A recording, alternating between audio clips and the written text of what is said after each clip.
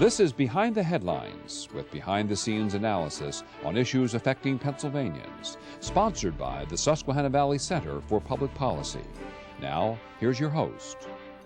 Hi, welcome to a new edition of Behind the Headlines. I'm Charlie Greenewald, Senior Fellow of the Susquehanna Valley Center for Public Policy, and I have a new co-host for this particular program. I have Jerry Strickmatter. Jerry, welcome to the show. Thank you, Charlie. So nice of you to fill in again for Mara. Mara is out teaching a class and is indisposed for this particular segment. But I'm quite honored and appreciate the opportunity. Well, of course, you're a member of Susquehanna Valley Center Board, and you are the Senior Associate for Jerry Strickmatter Associates out of Lancaster, and we welcome you back. Thank you so much. In this particular segment, we are going to talk about health and healthcare.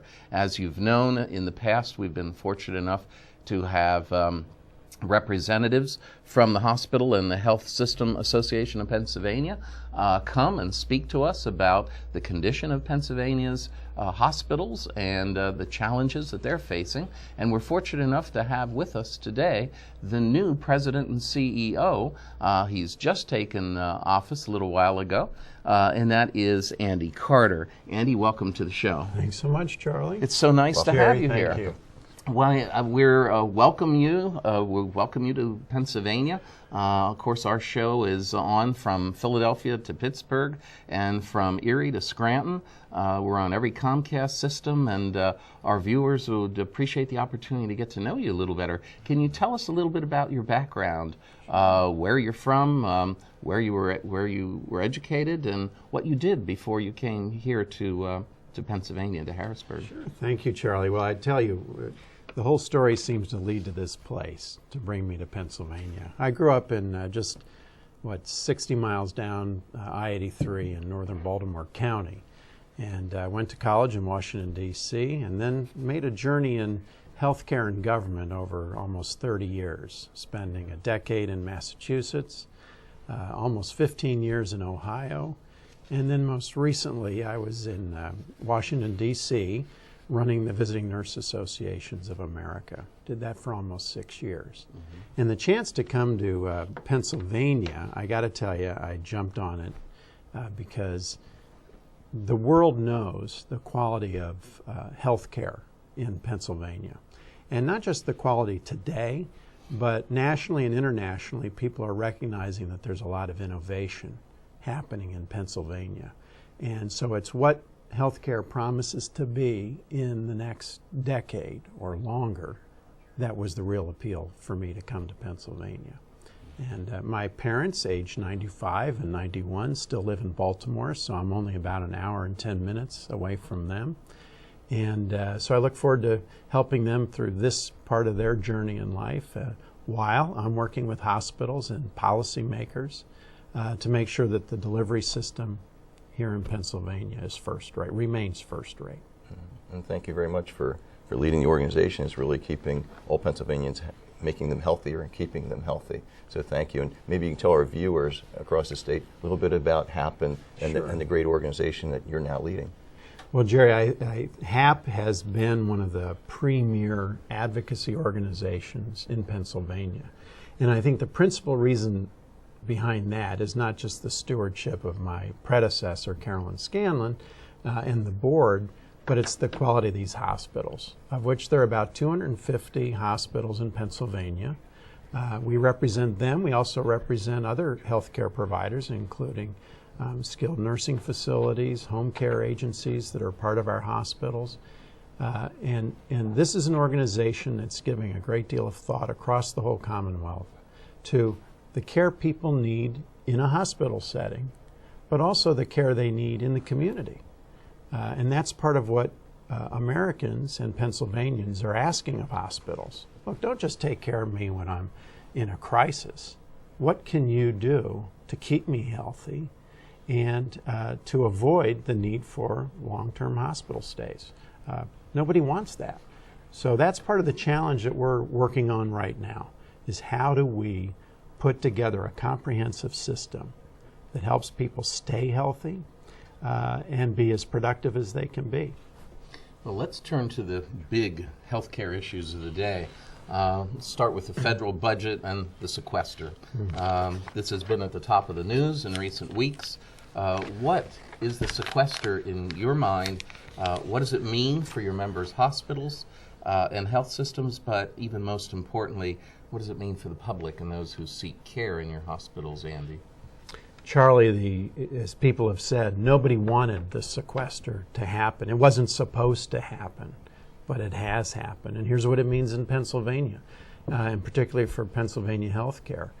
We're talking about losing something north of $100 million in payments to hospitals this year. And if that sequester isn't repealed over the next decade, we're talking about fully $1 billion coming out of healthcare and hospitals in Pennsylvania.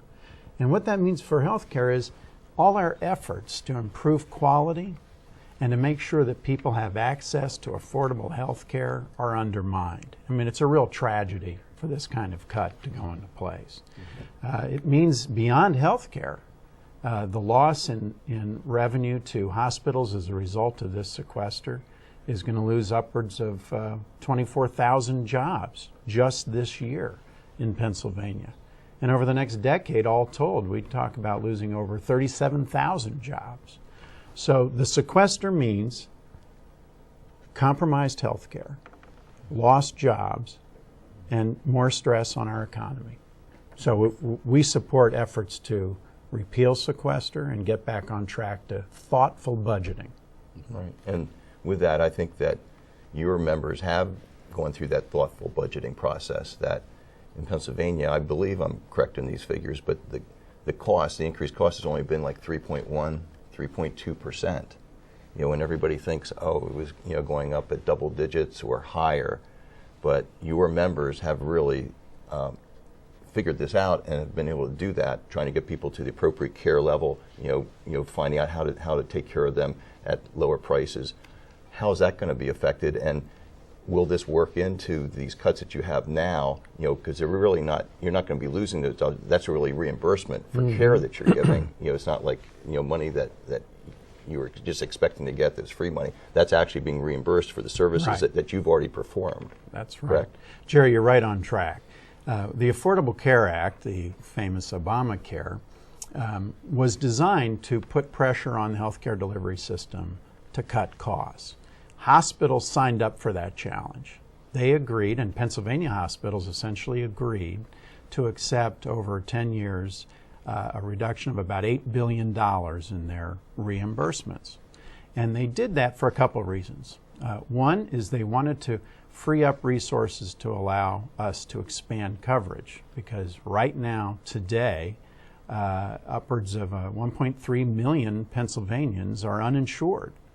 And the Affordable Care Act was designed to expand coverage and reduce the number of people that don't have insurance. So that's one reason why we agreed to those cuts. Second, we agreed because we knew we had the capacity to provide care more cost effectively. And over the last several years, hospitals have been working very hard to put new efficiencies in place to change the way they do business. So, for example, that patients can go into an emergency department and then get placed into a floor if they need to be admitted more quickly and more efficiently, and that helps reduce costs. And there's a long laundry list of measures hospitals are taking to squeeze cost out of the system.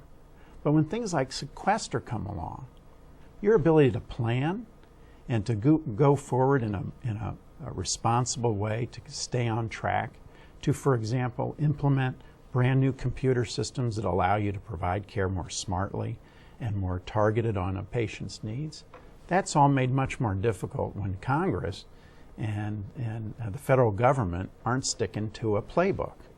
And that makes the life of a hospital leadership team all that much more difficult. Right. And I know your group has worked very closely with the state to bring all this about. You talk about large numbers there of uninsured, but really compared to other states, Pennsylvania really shines as far as having the number of insured people right now. The other thing with these mandates from the federal government, such as I've heard from some administrators, the fact of having to go, the extra cost it would be to go through and try to get W-2s from all the spouses. Maybe you can go in for our viewers, how many employees you have.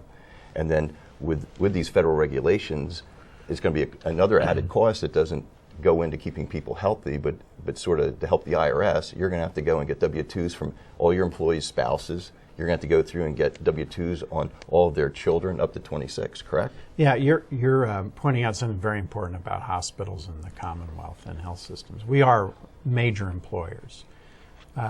Directly employed folks number some 270,000 Pennsylvanians, directly employed.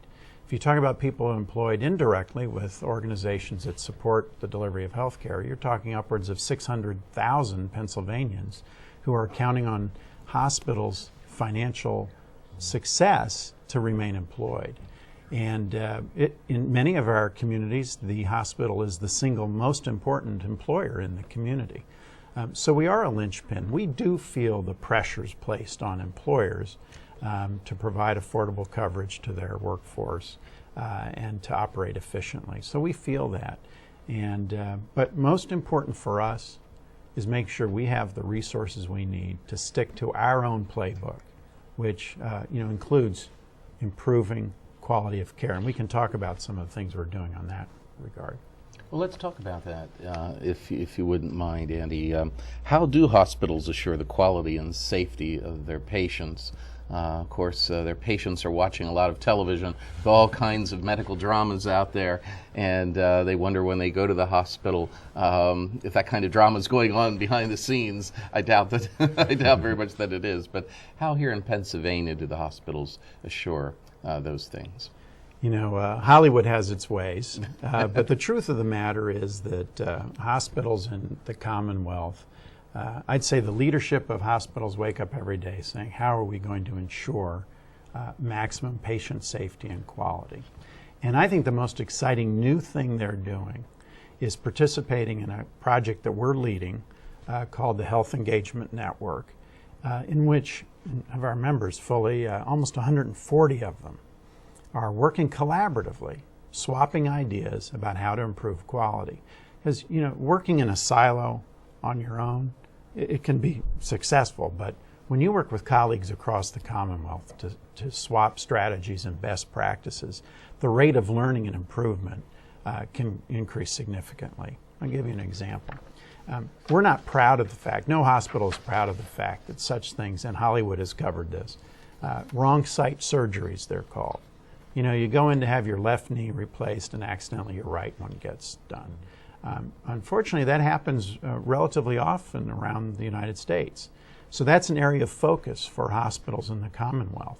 And over the last 5 years, as a result of focusing on strategies, and I'll talk about one key strategy, we've reduced the number of those errors by 40%. And the kind of strategies that are really important are repetitive training of staff, checklists, making sure that surgeons, nurses, other operating room staff are all part of a checklist culture. That's very powerful. But one of the most important strategies in improving quality is empowered patients. We encourage patients to interact with their healthcare providers in ways that are responsible. Take charge of your own healthcare. Ask people, you do know you're going to be replacing my left knee, right? And, take an active role in your health care. We welcome that and embrace it. And we're going to continue making gains on. The other one is we all know that it's possible to get an infection at a hospital. And our members are working together to reduce those rates of infection. When you put a line into your bloodstream to feed you nutrients or medicines, that's an easy place to have an infection. But we've reduced those infections over the last few years by something like 30-odd%. And we're going to keep working steadily till these rates are down to close to zero. That's our long-term goal over the next many years. I know time flies on these segments, so we're going to have you back. But can you tell us quickly what you advise like the state legislators to do or citizens across Pennsylvania, what your goals are, in the next 3 months, the next year, so we can all be working together. I think they'd like to hear that, right. Especially from your background with visiting nurses about the continuum of care and making sure people get into the right place for the best price for the best service. In the last 2 minutes. Real quickly, we want the legislature and the governor to work together to make sure that the governor's budget supporting hospital payments remains intact. Second, we do want to see Medicaid expanded in the Commonwealth. That's hugely important. And then third, we want to modernize and update the rules and regulations that govern the way care is delivered in hospitals. We have a bill to do that. We'd like to see it moved. Okay, well, we thank you very much for being with us today, and we wish you all the luck in the world. We're sure that you will do a great job at a wonderful organization, and we look forward to talking with you again and letting our viewers become a little better educated on what's going on in Pennsylvania's hospitals. Thank you very much, Andy. We'll see you in this second segment coming up, and stay tuned. We'll be right back. Behind the Headlines is brought to you as a public service by the Pennsylvania Business Council, envisioning a commonwealth in which residents enjoy a very high quality of life in sustainable communities. The Council works aggressively to define key long-term policy strategies and solutions that make the Commonwealth more competitive, creating and sustaining a better Pennsylvania. Additional underwriting provided by the Worrell Corporation Foundation, based in Carlisle, Pennsylvania, by the Edward H. and Jeannie Arnold Foundation, and by the Hospital and Healthsystem Association of Pennsylvania, helping hospitals to provide healing, health, and hope to communities across the state. And by the Pennsylvania Manufacturers Association. Business in Pennsylvania is our business. Behind the Headlines is also supported as a public service by Daily Underwriters of America, a better way for truck insurance. And by Penn Waste, your best local choice for your waste removal and recycling needs. Welcome back to the second segment of Behind the Headlines. On this particular segment, I'm joined by Ed Arnold, the chairman of Susquehanna Valley Center for Public Policy, and a long-term, very successful businessman here in Pennsylvania. Ed, welcome back to the show. Nice to see you, Charlie. Nice to see you. Why we have a new state budget. Governor Corbett unveiled his budget a few weeks ago, and we have this budget proposal that's being discussed on Capitol Hill. Have you had a chance to take a look at it? Yes, I have. Now, first of all, you realize this is a proposed budget. This is a proposed budget. Now, again, I gather from the input that nobody's ever going to be happy with the budget, but overall, it sounds like there isn't going to be major opposition, either that they'll be tweaking, but that pretty much the budget will probably move forward along the lines that's been proposed. So this would be, again, an on-time budget, hopefully for the state, for the Commonwealth, under the auspices of the Corbett administration. That is one of the very big positives. It appears to be reasonably sound. As you say, it's on time, it's balanced, and in fact there is in there a slight surplus, so if some of the assumptions are a little optimistic, there is some fudge that will still make it a balanced budget, which is very good. And this particular budget, apparently the administration has pointed out that they've been able to achieve some savings on the administration of the state bureaucracy. They continue to work at trying to make the state more efficient. I do think that they are nibbling at the edges a little, that they should get a little more heavily involved. They've also restored some of the educational funding, but specifically to higher education, they restored a substantial amount of that. So overall, the budget is addressing a lot of the things that people are concerned about. I know you've been heavily involved in higher education over the years at many different levels, and this is an area that you've followed. So what do you think about the proposals in higher education at this point? Well, let's put it this way. I'm concerned that we are still not addressing in the higher education as well as in state government, the non-sustainable part of the budget is the pensions. Basically, the pensions have been promised at a level that most businesses have gone away from a defined payment as opposed to a defined contribution, which is what most areas are. The way our government is set up, the budget, the amount of money set aside is totally grossly underfunded. The assumptions they've made, even though they are not quite as high as they used to be, are still higher than they'll probably obtain. And therefore, the budget, based on their own numbers, and this may be in education, or there's the two funds, as we know. There's the teachers fund, and then there's the regular public employees. But both of them are equally substantially underfunded, and to bring them up to snuff, it will tremendously absorb a tremendous amount of dollars, which will not be able to spend on today's education. This is a problem. Another area that is a large expenditure area for the state government, for all state governments, has always been crime and has been the penal system. And we see that in Georgia, there's some movement that might set some precedents around the nation. I know you've been following this closely. What is going on in Georgia? What has the governor proposed there? What has the legislature done to try to lower the costs of crime and lower the costs of for the penal system? Actually, they have taken a giant step forward. But what is the most amazing part of it to me, it was passed by, this happens to be a Republican House and Senate and governor, but the fact it was passed unanimously, that obviously the entire legislative body believed that the system is broken and here is a way to fix it. It's going to make it better and also less expensive, which is what you call the super win-win scenario. But what in the world would the House and the Senate in Georgia agree on unanimously? Isn't that's rather rare in politics, isn't it? That is, I would say, is almost a one-time event. What they have done is basically they have really divided crime into two sections. That is the crime that the person, the criminal, endangers society and therefore must be locked up, and those that do not, a la minor drug offenses, property damages, things like this. Really, they've decided to segregate violent and nonviolent crime. And they've drastically changed the way we will treat these people. The nonviolent people, we are going to be very heavily involved in rehab. They're also involved in mental rehab, not just physical. They're talking about job training. They basically, right now, our reincarceration rate is extremely high in this country. What they're trying to do is bring it down. Now, they're also taking a second step. They have already done this in the adult side. They are in the process now of doing it on the juvenile side.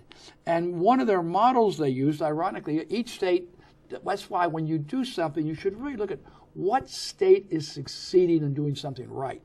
Illinois may be a mess in many ways, but they have an excellent juvenile crime justice system. They have taken their reincarceration rate down from 57% down to 14%. And this is, in many ways, what Georgia is copying.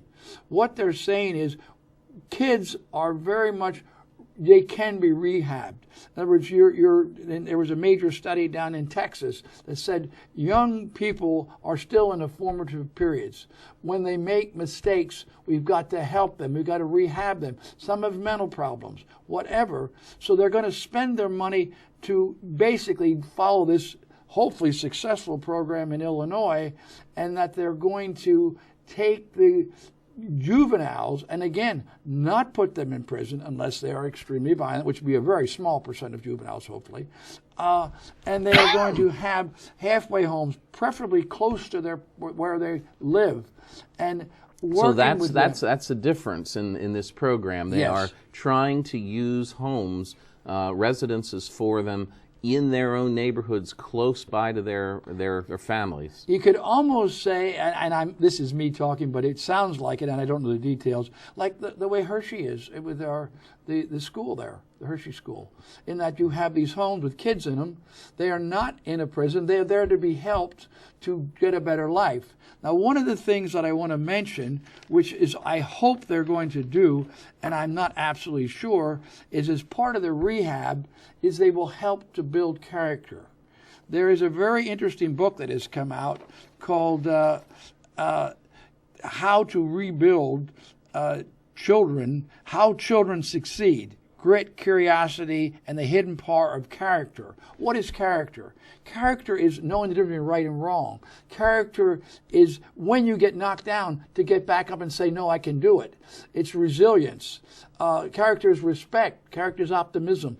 To teach these traits, people that are brought up, unfortunately, with bad parenting in the inner cities, single moms and so on, do not get this help that you would normally, a parent's guidance. Character education is something that has come to the fore in the last decade or so. I believe our producer of the show, Cliff Frick, and I were involved years ago in putting on one of the first regional programs on character education ever, a conference, and we had people flying up from Miami for that. So character education is used in this approach, though, you're saying, this as well. book is very new, and basically it's been adopted by an operation in New York called KIP, which found that they were doing it. They took kids from the 5th grade to the 8th grade, and they gave them good education, caught them up. Relative. This was in a very bad district in New York, and took not very sharp kids that were not doing well. That didn't say they weren't sharp; they weren't doing well.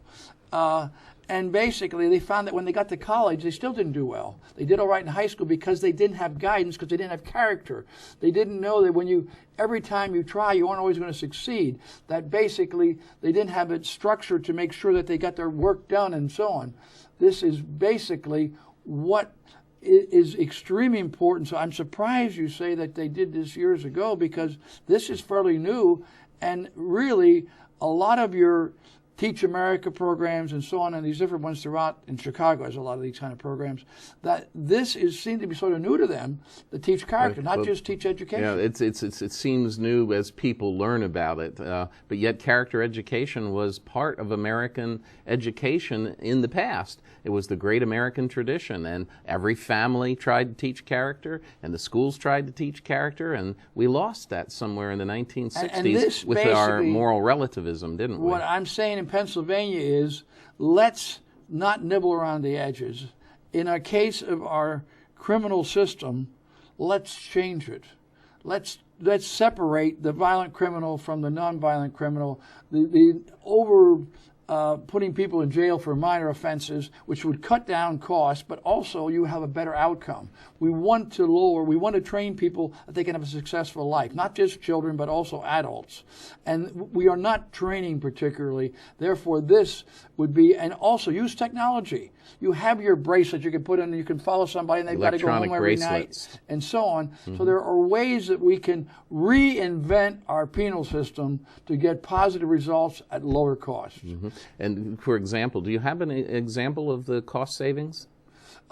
Basically, in Georgia, they're talking about hundreds of millions of dollars. In Illinois, they are also. In Pennsylvania, where we're larger, it would even be greater. Mm-hmm. Now, again, you're not really doing this to save money as much in the long run, because if you take somebody and they don't come back to jail, you're now creating a productive citizen. Mm-hmm. How much can you measure that? So initially, to set this up, it will cost a lot to set it up. Mm-hmm. And you may not the first couple of years save money, but eventually you will save tremendously in the not wasting the life. Mm-hmm.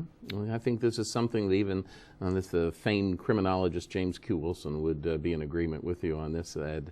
We want to thank you very much for sharing the Georgia program with us, and we hope perhaps some people in Pennsylvania take notice of it as well. We'll be back with you again next week on a new edition of Behind the Headlines. We'll see you then.